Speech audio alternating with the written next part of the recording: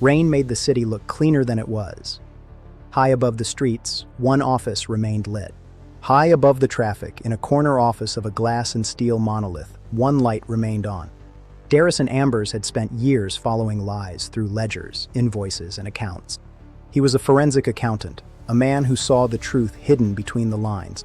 Tonight, the hunt had taken him deep into the archives of a suspected fraud network. Thousands of entries, each one a potential dead end, until he finally saw it. One careless number, a reused account, a signature that shouldn't be there. Darison quietly says, "Oh, you idiot."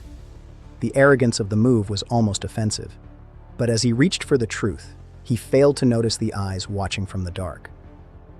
Across the street, hidden by the rain, the suspect was already one move ahead. Darison secured the evidence. He checked his watch. The city was quiet. He turned off the light. The room was suddenly bathed in the flickering neon from below. Darison says, "Tomorrow." Tomorrow the authorities would have what they needed. The garage was a cavern of concrete. Every sound felt amplified in the silence. He felt the weight of the briefcase, the weight of lives destroyed by greed. He pulled out into the downpour. The city felt hostile, as if the buildings were watching. At a rain-soaked intersection, headlights appeared. They were moving too fast. The impact shattered everything.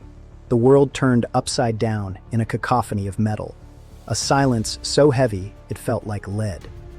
Through the wreckage, Darison saw him. The crash had been deliberate. Darison reached for the evidence, but his body failed him. His inner thought says, "Find the records." Even as the light left, the mission remained. The streetlights blurred into stars. Then there was light. Blinding, absolute light. Darison awakened in an endless void, surrounded by cold metal and distant constellations. Yet something impossible slept within the metal. Magic, shape, purpose. A chain answered, clink. He was no longer a man of flesh and bone. Dari says, "You have got to be kidding me."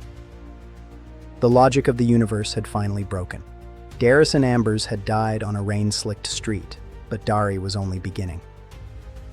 Somewhere in another world, a merchant named Mira Ashworth was waiting to find him. A battle bard in need of a pact. The journey from the ledger was just one portal away. The pact was yet to be signed.